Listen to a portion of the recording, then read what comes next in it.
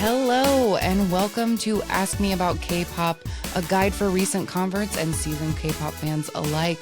My name is Shannon, and I am here with my bestest friend in the world, Angelica. Say hello, Angelica. Hello, I'm Angelica.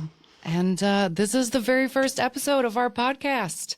Welcome. Welcome. I'm jumping out of my skin excited to do this, so bear with us as we try to figure out what this is going to be.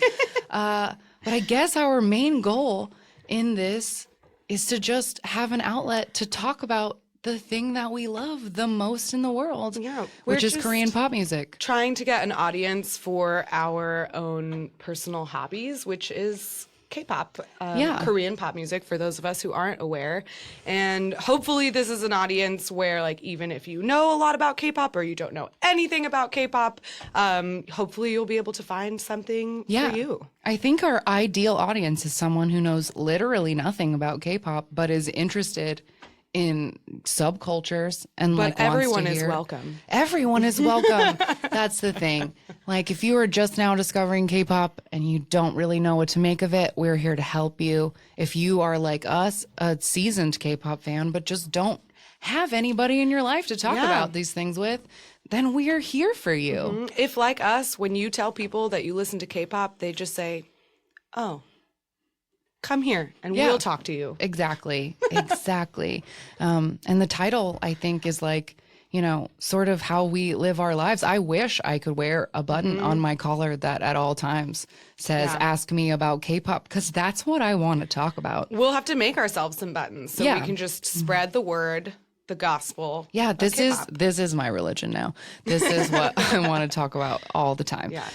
So that's what we're going to be doing here. So let's do it. So we got to start with the absolute most basic question there is, which is, what is K-pop? What is it, Shannon? It's, at its base level, it's Korean pop music, which sounds like, okay, cool. It's pop music, but it's in Korean. But no, it is so much more than that. It's so much more than that. And that's what we're here to talk about, because this is an overwhelming world that is There's different. so much. That's why K-pop, I think, can be intimidating for some people to get into at the beginning, because it's a different language, a different culture, and there's just so much of it. Because we're talking, where do you begin? Government sponsorship, factory training models, a fan culture that is unlike anything I've ever seen in my life. And a music production structure that is very different from American pop music. The way that artists create music and release music and promote their music is very different from what you see here in the U.S. I definitely agree. And so that, I think, brings us to our very first segment or staple of the show that we are going to have, which is we're going to be teaching you vocabulary words, because the intention of this podcast is to mostly be educational. But fun. But fun, of course. And a life in K-pop requires learning a lot of new words. And some of these words are Korean words. Some of them are exclusively just like weird K-pop fandom words. And we've got like a lot to cover. So for this very first episode, our very first vocabulary word is Hallyu. Hallyu. Which is a commonly used term that means Korean cultural wave. Sometimes people just call it the Hallyu wave.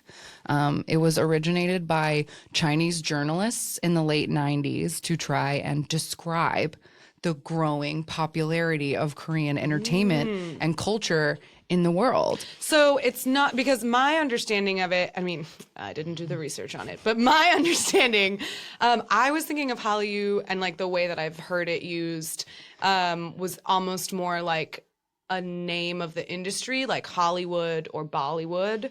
Is it different? Is that inaccurate? I think it's more encompassing than those things, because like Hallyu not only includes K-pop, we're talking K-beauty, all that cool makeup and face masks and pore cleansing that everyone loves. K-dramas, K-pop, K-fashion, the popularity of like Korean food, video games, StarCraft, all that stuff. Like Korean, like there are so many things about Korean culture that are just like sweeping the world. And it's purposeful. because the government pays for it. Some of it. Some of it. But like this is their angle. We'll talk about this more in depth in another episode because it is truly fascinating. But South Korea just decided around the 90s that like what they wanted to try to put their mark on the world is to be cool. Yeah, well, you got to separate yourself from those northern neighbors. Yeah, to be like the coolest people out there. So like that is what they're doing, and it is working. So so Hallyu, the wave of Korean pop culture in any genre, really. Music, fashion, food, movies, TV shows. So what initially captured you on this Hallyu wave? How did you catch the Hallyu wave? Oh boy. Okay. So this is important. Like all superheroes, all K-pop fans have an origin story. And so my origin story, July 18th, 2003, 2013. Set the scene for us. Set the scene. Is it raining? Probably. No, I don't know. It was Texas in July. It was probably just like way too hot. Came home from work and did my usual routine of sitting down and checking my YouTube subscriptions. One of my favorite genre of YouTube videos is people reacting to stuff. Old people watching Rihanna videos or little kids eating weird food. Egyptian food, like whatever. Love that stuff. So the Fine Brothers, like the pioneers of this React thing, did a YouTubers React to K-pop episode.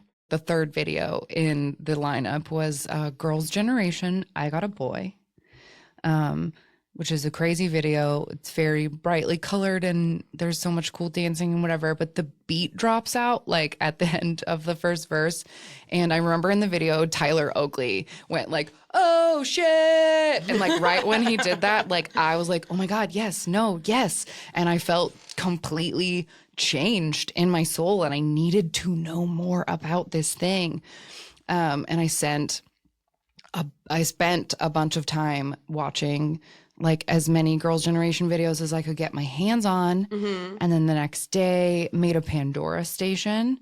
I dug into my own Facebook like a creeper and I posted that next day the Girls' Generation video that I had seen with the caption, "Can't stop watching this video. It seems literally impossible." So I was clearly like they got me instantly. I mean, that's a great first K-pop video, I think, because it has so many different aspects of what K-pop is. Like it's starts out bright and bubblegummy and like super colorful, almost looks like a Target commercial. It's so bright. And then, like you said, the beat drops out and it turns into a completely different song. There's a complex dance number with like 5 different costume changes. There's so many members of that group and they're in different hair and makeup and costumes every scene. It's almost like there's a never-ending supply of people in the show in this group.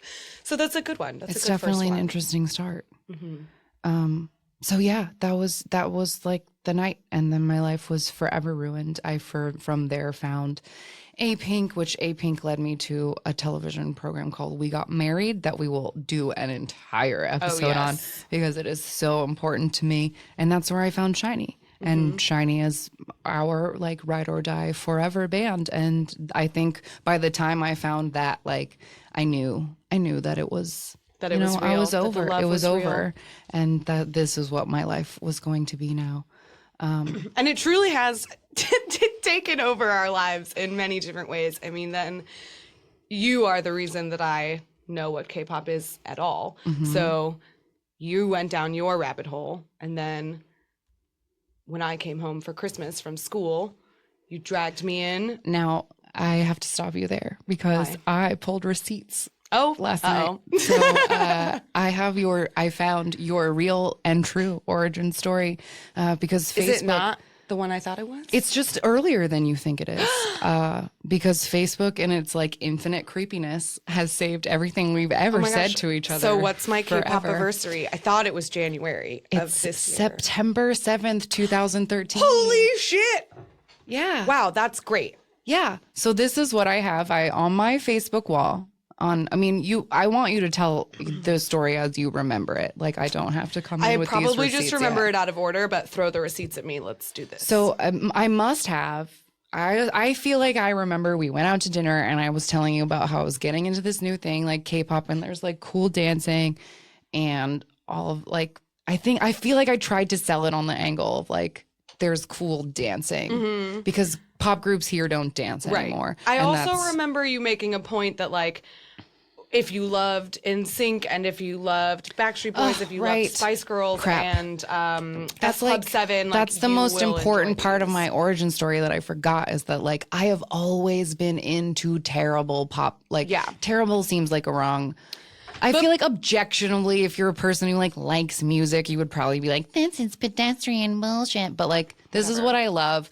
Like pop music has always been our favorite genre of music. Yes. Not necessarily top 40, but like pop music. Yes. Especially like I loved that like time in like the late 90s, early 2000s where there were all of these like ridiculous European girl groups and boy groups like the A-Teens and BB Mac and Bewitched. Exactly. Exactly. And at the time that I discovered K-pop, I had at that time put all of my Spice Girls and S Club 7 albums back on my iPod, and that's all I was listening to. What a weird coincidence. So I was like really in the mood for that kind of pop music. And to find that it was still being made somewhere is like probably what, I mean, one of the things that keeps me in this so long is that like, this is what I've always loved. So back to these receipts that I pulled on you. So I think I like was like, oh, there's boy bands in Korea. They're like doing boy band stuff and they dance good. And I showed you some videos and you were like, fine.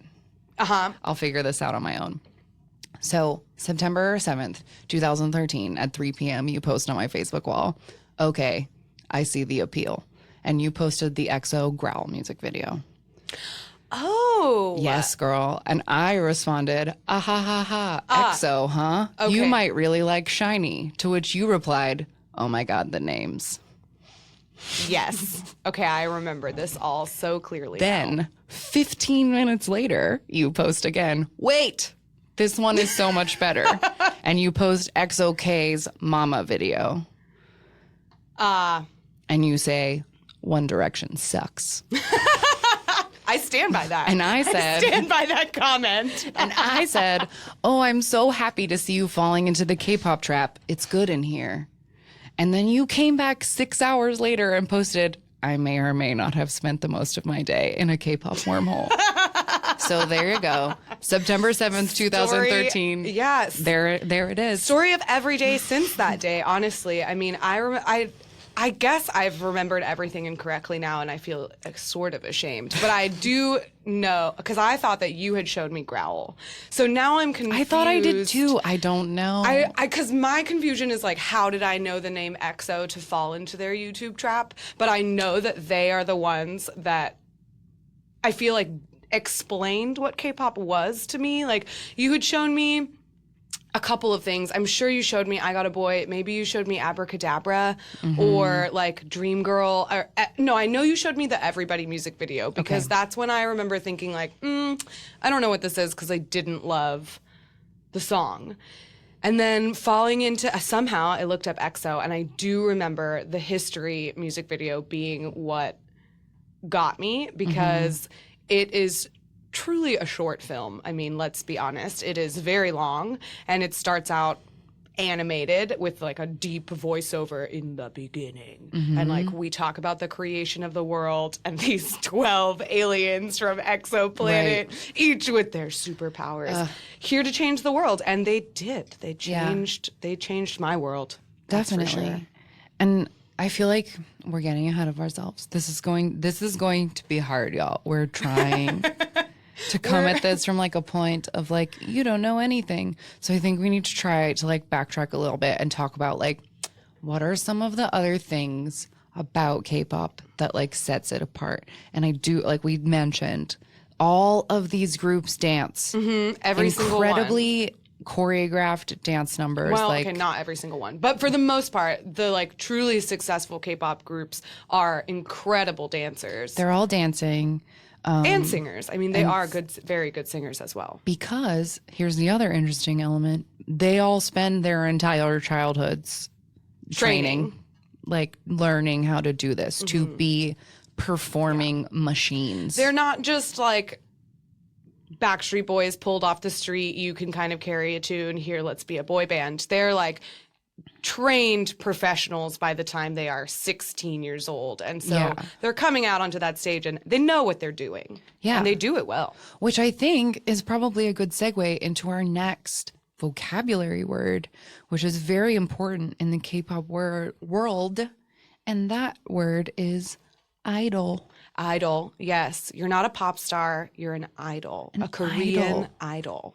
And that is the word that they use always. And it's so funny. And we wanted so badly to bring this up in this episode because we recently were fortunate enough to be the guests on the How to Be Less Old podcast, which you can download on Stitcher and iTunes and whatever. Check it out.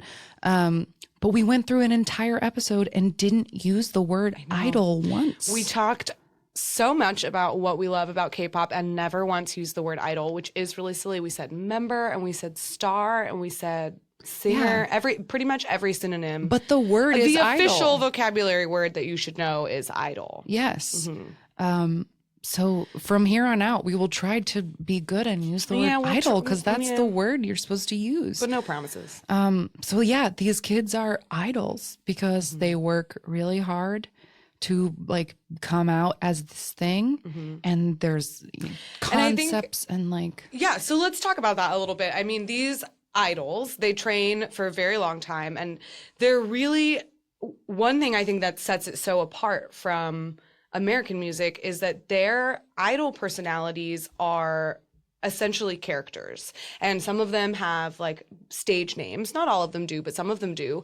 But what they all have in common is that almost every single one of them agrees that the person they are on stage, like their idol persona, is not who they actually are. And there have been cases where like maybe like I remember one of the boys from SHINee, Onu, or Jinky, I should say, his real name is Lee Jinky and his stage name is Onu, and he went to somebody's show, maybe it was Jeon Young's or Taemin's or something, and they were like, oh, come here, like Jinky's here, and he refused to go on stage because he said that he wasn't there as Onu, he was just there as Jinky, and he like didn't want to be, he was just there as a fan. And there's that really like sad moment in the IM documentary where that guy from TVXQ said that he like saw himself on television and he didn't recognize himself because the stage version of himself is so different. Yeah. Well, but that's the thing is that they're like a product. Like that's why K-pop is so crazy, because it's just like it exists to sell coolness as in the country, to sell clothes, to sell makeup, to sell like whatever. And like we will get into all of this because it's so fascinating. But like why? But like I feel like when we list it out like this, it sounds kind of crazy. So why do we love it so much? Why do we love it so much? I think that that's a great question. I would say that K-pop is something that will consistently make me happy. And that is the easiest way that I can put it. And I recently was like lucky enough that my friends humored me over New Year's and they allowed me to play the entirety of a 50 video playlist that we put together on like K-pop essentials. And every video it's bright, it's colorful, it's fun, it's complex, and the people are incredibly talented, and it's just refreshing, I think. I mean, I know that personally I got really disappointed with some American pop music that, you know, to a certain extent, you don't really have to be a very good singer in order to be a successful American pop star. I mean, look at Katy Perry. The girl can't carry a tune live, but yet she sells an absurd amount of records. And these kids, or these now many of them, I love calling them kids because we're old. Yeah, we're a lot older than many of our favorite K-pop stars. So you will hear us usually refer to them as children or babies. Many of them are not. They're not in their children. Late 20s, but we are older adults. Than them. They're our children. But anyway. Yeah, these kids, they go out and they actually have to be able to sing. You know, like no one is going out and lip syncing. They're not actually capable of doing whatever song they're doing. Right. Like, they are incredible. Because, yeah, they just work so hard and it just makes me feel good because it reminds me of, it reminds me of a simpler time. They're making newer music, but it still somehow sounds like music from 20 years ago. Yep. And it's just comforting, and I love it. It makes me so happy. Should we talk about some specific examples? Like, let's maybe root these in these superlatives in like examples people could look up. Like, who's a favorite girl group of yours? My favorite and what girl do you love group about them? is A-Pink. I love them because they capture that like early 2000s European girl group like sound that I want so desperately. That I can play. I feel like we should play some examples. Okay. Like, how can we talk about K-pop without actually listening to a bit of it? You should know what we're talking about. We will play right now the very first A-Pink song that caught my attention that day that I told you after I watched that Girls' Generation video and made a Pandora station. This song came on my Pandora and I was truly forever lost. And I feel like as soon as we play this, Angelica's going to start laughing at me because like this is truly like as cheesy as K-pop gets, but like I love it. So let's hear a little bit of Booby Boo by A-Pink. Dear boy, you're my angel. Let me show you better day. Woo!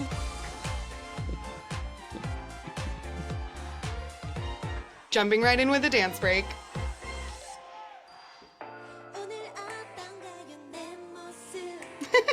They're all wearing plaid. I know. And they have like little that hats. Fedora with the flower.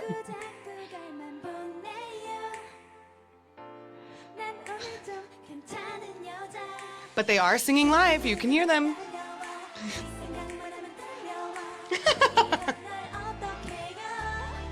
They look so little. This was like 6 years ago. And they all have natural hair colors. That's Yeah. how you know a group is fresh. Yeah. Boop beep boop. Boop beep boop.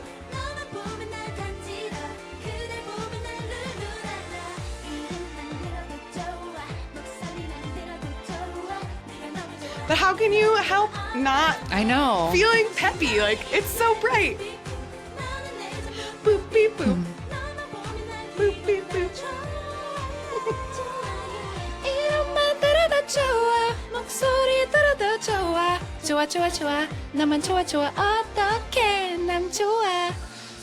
So we'll fade that out, but yeah, that's what got me going. That like cheesy bubblegum girl stuff. I love it. Yes, and actually, I'm glad that you played that because when we first got into K-pop, Shannon and I have a bit of a divide in our tastes. We overlap a lot in what we like. Obviously, we share that SHINee is our favorite, number one forever. But we have very different tastes when it comes to girl groups. Which I think will be fun for the sake of this podcast, of course. is that And we're not the same person. No, I'm glad that you brought that up because we're not the same person. But so Shannon tends to enjoy the like very bubblegum, sort of like what I like to call twee sort of girl groups where they're very cute and they're very girly and their songs are a little bit like they have that sort of bounce to them. And I really enjoy, I realized as I like was doing some research for this show, I dove into my iTunes purchase history to see like, okay, what was the first thing that I bought for myself? And it was, a girl group album, which I found surprising because I usually tend to like boy groups more. Spica. I'm honestly shocked by this. My first. I didn't know you got into Spica that quickly. Yes. Wow. I bought 2 of their albums on the same day. I bought Painkiller and Lonely. They're both EPs. They're both great. Spica is a girl group. They had 5 members. They recently disbanded to the heartbreak of me, and I don't know who else because I don't know anyone else who listens to them. But I was horribly upset because each one of these girls is incredibly talented. But this, I'm going to play a little bit for you. This is the title song off of their first EP, which was called Lonely. I'm going to be honest, the music video, I like don't even remember it. It's not, Nothing to write it's home nothing. about. Whoops. It's nothing to write home about, but the song itself is fun, and they're so talented. Their voices are just incredible.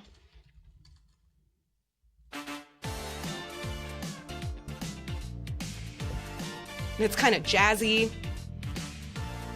Okay, we've got like skirts with a slit situation for Yeah, the they do a little dance. bit of dancing, but like that wasn't their strong suit, I'm not gonna lie. They were singers.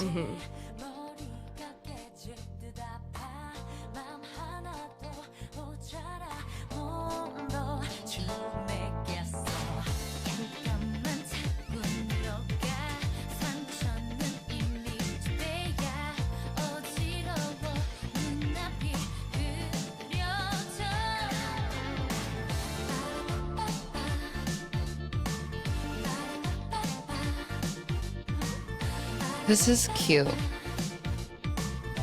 They're in like a house that's like full of snow.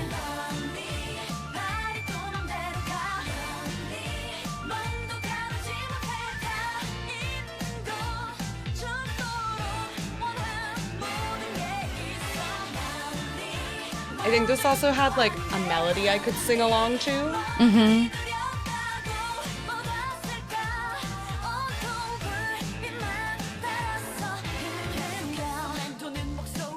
Obligatory rap break. Yes, we'll get into that in another episode. But most K-pop groups have a rapper. We'll get into I it. had to share with you my discovery because I always credit EXO with.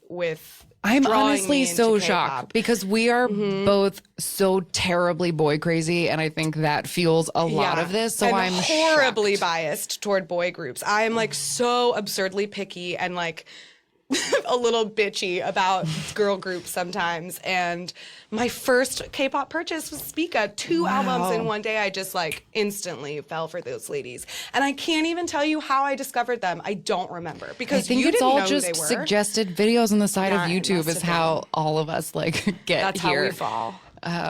I think that we gotta just like wrap it up for today because we just wanted to give you a little taste. Yeah, just a little intro, who we are, why we like K-pop, and what we're going to be doing here every week. Yeah, I think we're gonna be doing, themed episodes where we'll do a deep dive into one of the elements of K-pop because, like we said, it's so different from the music scene here in the US, and there's so much to talk about. It is a very intricate and complex industry, and Yes. we will try to We'll do try it to do our justice. best. And I think the ultimate goal from this is that while we will have listeners, hopefully, who are learning things, I think we are going to learn as well. Because as much as we feel like we are huge fans and know everything, I know that we don't know anything. And we know a lot about the groups that we like, but there's so much out there. And I really hope that like people find this podcast and reach out to us and let us know about things that they like. And maybe we can find new things. And I just think that it's going to be really fun. Yeah. So please stick around. It will be great. And every episode, I think we're going to end with a little recommendation, something that we think you should go watch or Google or whatever that we want to share with you. Maybe it will be on topic of the episode. Maybe it will just be something we need you to know about. And we'll try to be diverse in our recommendations Yes. as well, because Shannon and I are very biased toward like a small handful of groups Who are all pretty much in the same company. We feel really... whatever. Yeah. No regrets. Anyway, we will try to diversify our recommendations because I think something we didn't really mention, but is the most beautiful part about K-pop is that there's so many different sounds in K-pop. Like not every group sounds the same. There's really something for everyone. So we'll do our best to be diverse. If you feel like we're not being diverse, please let us know.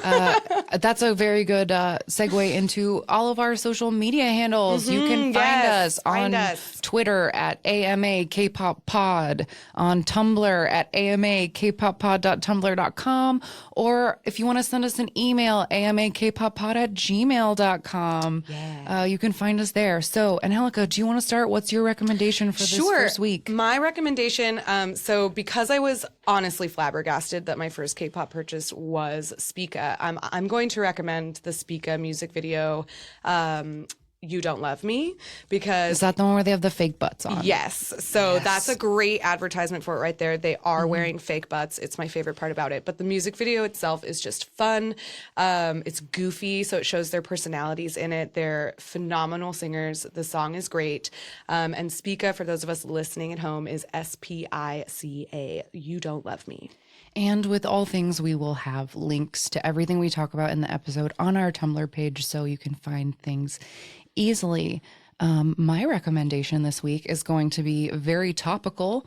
This is a song. It was one of the first songs released in 2018, so you can get on it and be on top of K-pop for 2018. This song is by a rookie group that debuted last year called Momoland, and this song is called Boom Boom, and it is an earworm. You will not be able to get it out of your head, but it is so fun. I've been dancing around my house to it all week. If you need a like treadmill song for the gym, this is your bet. So check that out. Momoland Boom Boom is my recommendation. How do you spell Momoland? Momoland. All one word? All one word. Great. Yeah. So that's it. We did it. This was our first episode of our podcast. And I really hope that you listened all the way to here and that you'll come back next week. Next week, we will be talking about how these people become idols in the first place. Yes. So how to be an idol is what we'll be talking about next week. In the meantime, between these weeks, if you want to start looking up a couple of different groups and get sort of a taster plate of what K-pop is, Shannon, do you want to recommend the playlist that we made? Yeah, we made a playlist for the other podcast that we went on that we mentioned earlier that has 50 videos that we felt were like a good representation of not only videos that we love the most, but things that we feel like you need to know if you're in the K-pop, like the biggest hits of the last 8 years or so, and just something to get you started. I think maybe just to get you started. Yeah, if you're gonna dive headfirst into this K-pop world, start here. It's the we originally made it for the podcast How to Be Less Old. So the YouTube playlist name is HTBLO K-pop Essentials. Yes, and I will have it linked everywhere if you need to find it easily. So thank you so much for listening, you guys. We did it. And ask us about K-pop. Ask me about K-pop. Thank you so much. Jungin, you're our inspiration.